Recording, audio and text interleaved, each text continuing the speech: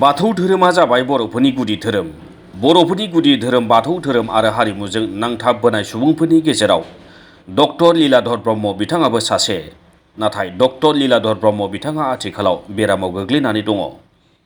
गोबां फाहामथाय होसेयावबो दासिमबो बिथाङा बेरामनिफ्राय बारग'नो हायाखै।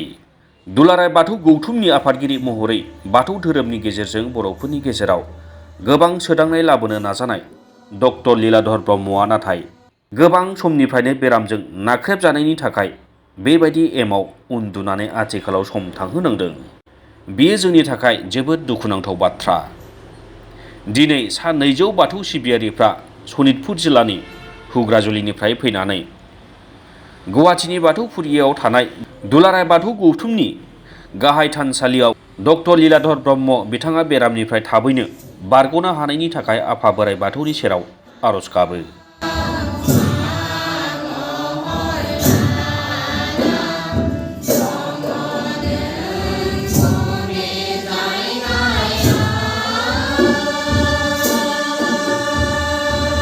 बे आर'ज गाबनाय हाबाफारियाव बाथौ गौथुमनि गुबुन गुबुन बिबानगिरिफोरजों लोगोसे दुलाराय बाथौ गौथुमनि गाहाय नेहाथारि गणेश दैमारि बिथाङाबो बाहागो लायो।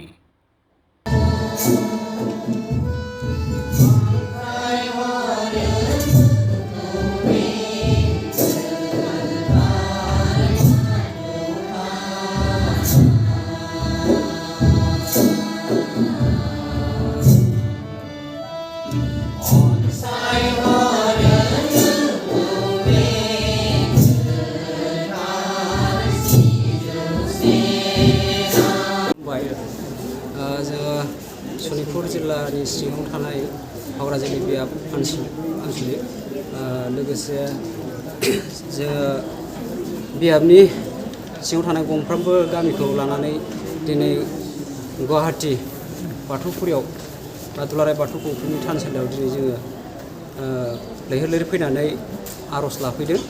दा बेयाव जों गावखौनो गाव लाफैनो हानायखाय जों गोजोननाय मोन्दों।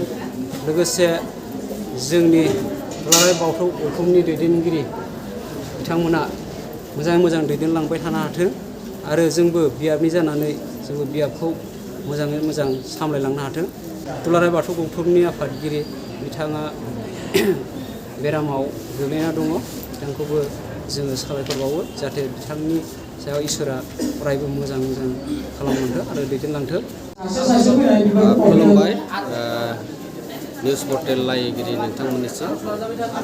गिबियावनो दिनै गोथार मंगलबार सानाव सनितपुर जिल्लानि घग्राजुलि बियाबनिफ्राय फैनानै दुलाराय बाथौ गौथुमनि गाहाय थानसालियाव आर'ज खालामफैदों आरो लोगोसे दुलाराय बाथौ गौथुमनि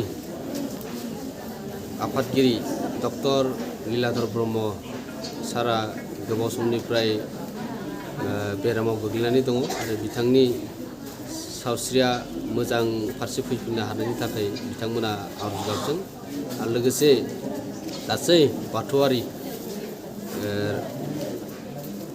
बिथांमोननिसिम गोजोन न'खर दानो हानाय, गोजोन फैनो हानाय गासैनिसिमबो बिथांमोननि बिबानगिरिफोरजों लोगोसे गामि आफादनि घग्राजुलि बियाबनि दैदेनगिरिजों लोगोसे आर'ज हानजा बे गुवाहाटीयाव थानाय गाहाय थानसालियाव आर'ज गाबफैदों आरो बेखौ दुलाराय बाथौ गौथुमनि जानानै बिथांमोननि सेराव खुलुमनाय आरो सिबिनायखौ जासिहरदों जाहाथे बेबायदि प्रत्येक जिल्ला आफादफोराबो बे गुवाहाटीयाव थानाय